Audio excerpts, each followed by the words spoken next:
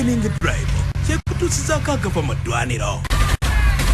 Emiranda, emizinga, okwessaako n'amasasi ageesooza buli wozza amaaso omusaayi gukulukuka.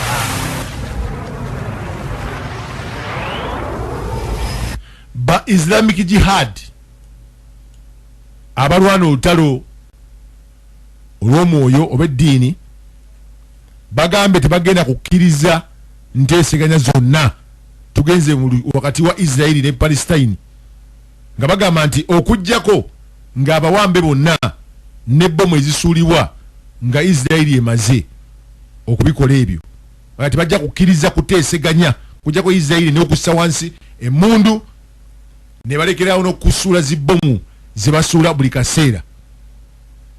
Ate El-Quds Brigade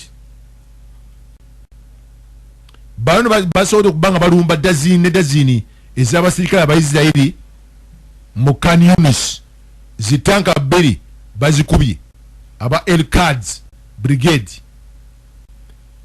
Ate bo abasirikale ba Israeli basse aba omuntu awko El Amal Hospital mu Khan Yunis oba Khan Yunis, yaga nti oba kati bikyambuzibe bityo tewali kuwummuza mundu, omusaayi gwe guyika gukka saidi zeri mba Hamas obuyinza okugamba mu kitundutundu ekye Gaza. Ate bana bayuthi abali ku saidi za wali e Yemen bagambe tebagenda kulekeraawo kulwanagana n'Amerika n'Abangereza mu lyanja libata Red Sea. Bagambe nti newe munaakola mutya tukyatta Abamerika. Abusajja buno ba youth ova mu Yemen bugaye ne bunaakola mutya tukyatta Abamerika. Bo tebagenda kuwummuza, bagambe nti paka Amerika bwenegamba nti ekintu kitadde tetugenda kuddamu kulwanagana. So bagambe nti bo bakyakuba ebyamaguzi oba mwagala oba temwagala. So nazezo ensonga zitandise okubanga zirinya enkandaggo. Amawulire ate amaala ge tulina abantu ba bulijjo 24 eri mu bituntundu ebya Yunis abono basangiddwa nga bakubiddwa bomu era nga basigadde na bulere bwerere babakubye bulere bwe bugudde eri bonna bafuutise musaayi busaayi n'amaaso gaabwe gasangiddwa agamu nga tegaliimu.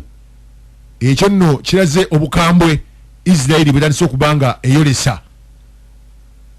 Kati waliwo ka propose akaze oba oguwandiiko namutayiiko oguzze nga gusaba aba Hamas bawumuze ebyokulwana, era bino binajjira buli kimu kijja kutereera. Wabula ye chief waba Hamas agambye nti proposal nti yandibadde mbi naye tulina okutunulira ensonga semasonga ezogezaako okulaga ensi yonna nti Palestine gwanga ne Israeli gwanga, so sigamba nti Israeli eggwanga.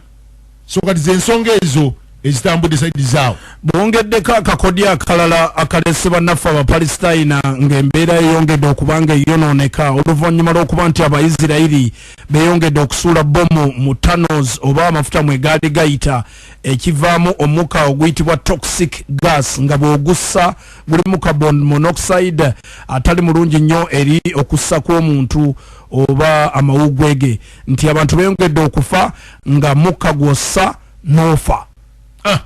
So kati bwe tugendako e Congo nja bategeeza nti mu Congo mulimu agabiina ga bamukwata mundu gawera ddala 10 n'ekintu bamukwata mundu abali mu Congo bawera 12. Kati agabiina gano galwanira ebyobugagga ebiri mu Congo naddaba mu bwanjuba obwa Congo wali ebyobugagga ebitagambika. Ernest Rwamucyo oba Rwamucyo yagambye no ambassador wa Rwanda mu UN yagambye nti abasajja bana abakongo government ya Congo bawa emundu bamukwata mundu abasajja abakambwe nnyo ne ba machinery ogenda maaso n'okubanga bakola obulumbaganyi ku ggwanga ery'e Rwanda. Okujjukiza akatono mu 1996 the first Congo war munono mwalimu Uganda ne Rwanda. Uganda ne Rwanda begattagatta ne yali omuyeekera Laurent Desire Kabila okuba bamukwata mundu oba bayita abayeekera abali mu Congo. Oluvannyuma ate ne balwanagana ne bajjako Mobutu Sese Seko. Oluvannyuma kakati okuva ku olwo ebyobugagga bifuuse ebyobugagga mu Congo, abayeekera bafuuse abayeekera. Kakati no gwawuliriza NBS FM waliwo Central African Republic Civil War eya 2020 mwono mwalimu Central African Republic Rwanda n'Abarasha. Naye ekyo kyagenda mpolampola Rwanda awo neyingiramu nesobola okubanga etwala encharge. Abo bagamba nti waliyo abayeekera. Waliwo mu Cabo Delgado oba Delgado mu 2021 era eyo side zeeyo mwalimu Mozambique, South Africa, Tanzania ne Rwanda. Era ekintu kyamaana emundu nevuga okitegeera. Kakati munywanyi wa Rwanda wa South Africa ne Mozambique batandise okuva mu Rwanda.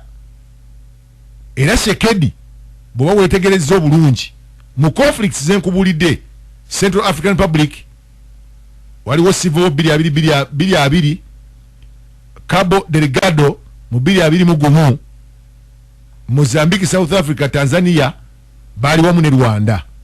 Naye wonna nga bino byonna bigenda maaso mu awo masekati ga Africa nga balwanagana bulwanaganyi bageza kulwana babayeekera. Ekyo nekitambula. Kakati kizze kikula kati wetugendedde okujja ku mpeewano ng'amagye ga Sadaka gakubye enkambi eza M23 era ng'abalwanyi Namige abawera 40 wetwogera ku budde buno bafudde. South Africa ne banne waayo bonna banywanyi abasajja Shekedi be yayita beyongedde okugamba nti bana ba M23 bagadde baviirayo nga basaanyizaawo. Naye amawulire agafuluma gagamba nti amagye g'e Rwanda gamaze dde okwebulungulula booda eya DRC ne Rwanda era nga bagamba nti ennyonyi ennwanyi ziri ku standby. Naye nga saidi zeeyo ne mu Congo ennyonyi eza Sadaka nazo ziri ku standby. Kigambibwa nti Kagame alinze waberewo okumulumba olwonna ate mundu eryoka eseke obuteddiza. Jukeri Kagame yatugambye nti yenna n'alumba Rwanda ajja kuba aleese ekizibu ekitagambika era Rwanda neteefuteefu okwerwanako. Rwanda nalina ebyefaayo ebyokuwagira M23 okitegeera ne National Congress for Defense of the People of Congo okitegeera abo nno basooka waabo. So Rwanda ensonga ezo bezitambudde. Jukira mu 1959 wano nno waliwo the Hutu uprising olwayitawo civil war oba olutalo lw'omunda paka bwe bajjawo abasajja abatono kubanga abatuusi si be bangi ne abatwala encharge abatuusi era ne baddukira mu Congo ne Uganda. Kati mu 1962 Rwanda bwe yafuna independence kubanga ali mu byaka gy'abakabaka kyenjogeddekaawo. Rwanda bwe yafuna independence okuva mu Belgium Abanyarwanda emitwalo 12 okusinga ddala abatuusi baali bamaze okudduka mu nsi. Kati abahutu abali bafugibwa obumbula ne balyoka bakwata eggwanga. Kati M23 abatuusi bano bo baddukira mu Congo abamu ne bajja mu Uganda 1959 ne bakagame bajira mu Uganda. Kagame yasomera wano. So kati ekintu ky'abantu kivudde wala. Jukira nti olulyo olulangira luli mu batuusi era omutuusi yayitalabawo muhutu kubanga baba hutu bagamba ti abasajja bana batuusi babafuga obumbula. Omusajja omutuusi ono gwegambako alinganga Omuyisirayiri oba abasajja ba Ethiopia, Eritrea balaba n'Abasumaali bwe balwana tebamala ate tebeerabira. So kati eyo nno ye mundu etandise okubanga eyaka saidi ze Congo era nga ye Shekedi yagambye tajja kunyomebwa paka bwana jjawo aba M23. So zensonga ezo zenjagadde okubanga mvunya mukaawo mu byola byendaba manya mu go mu dwaniro.